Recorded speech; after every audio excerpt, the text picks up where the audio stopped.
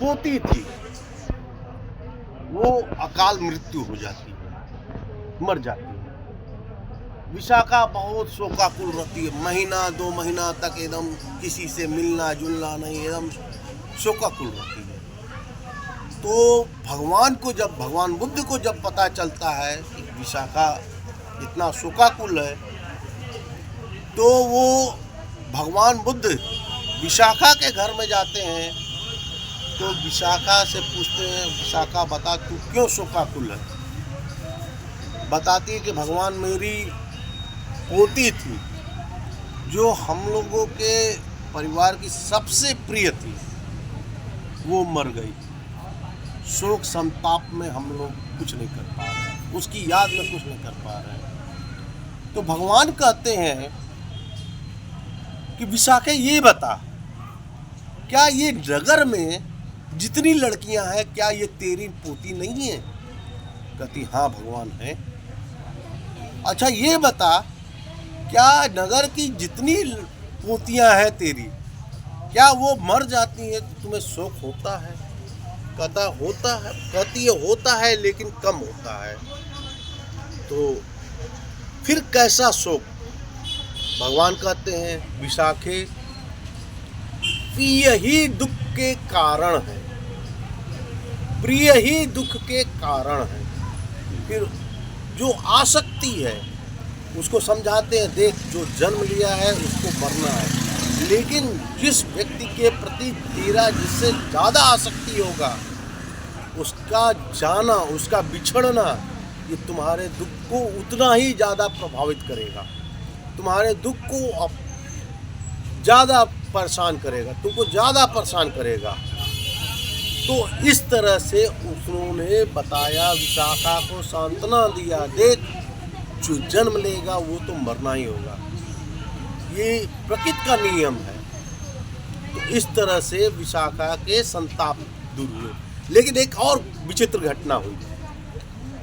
जब ये बात पूरे श्रावस्ती में फैल गई कि बुद्ध कहता है प्रिय ही दुख के कारण है, क्या राजा क्या प्रजा सब जगह अवहेलना होने लगी कि बुद्ध तो ऐसे कहते हैं कि प्रिय ही दुख के कारण है। ये बात राजा, वहाँ की रानी मल्लिका से हुई। वहाँ का राजा प्रसेनजीत, जो बुद्ध का भी अनुयायी था, लेकिन वो अपनी मल्लिका को, अपनी पत्नी को कहता है कि देख तेरा भगवान, तेरा शास्ता कहता है प्रिय ही दुख के कारण है। तो ये बात मल्लिका को भी नहीं समझ में आती है। तो वो कहती, पहले तो कोई जवाब नहीं दे पाती है। फिर वो आती है भगवान बुद्ध के पास, वो पूछती है भगवान आपने ऐसा कहा? भगवान कहे हाँ मैंने ऐसा ही कहा। तो फिर उसको समझाते हैं। फिर वो आती है राजमहल, फिर प्रसेनजीत से पूछती है, हे राजा क्या आप मुझसे प्यार करते हैं? कहते मैं बहुत प्यार करता हूँ, प्राणों से भी ज़्यादा प्यार करते हैं। कहते अगर मुझे कुछ हो गया तो दुख होगा।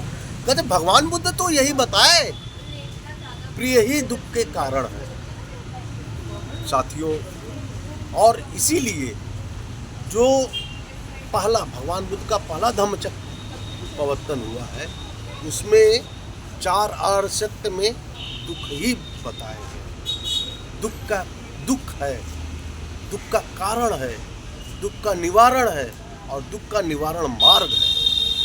इस तरह से, और मैंने इस कहानी को इसलिए लिया क्योंकि हमारे 2 उपासकों के घर में अभी 2 लोग गुजर गए हैं, उनको सांत्वना के रूप में ये कहानी बताए हैं। आप लोगों ने मेरी बातों को बहुत ध्यान से सुना, इसके लिए आप सभी को बहुत बहुत साधुवाद। नमो बुद्धाय, जय बुद्ध।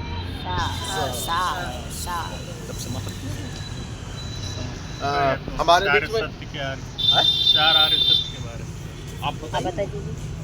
हाँ, हमारे बीच में माननीय हरिशंकर जी हैं।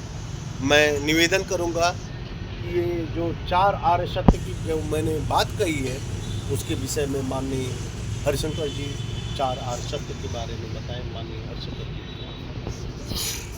अपना परिचय देते हुए, क्योंकि यहाँ पे कुछ लोग नए हैं, परिचय देते हुए बताएं माननीय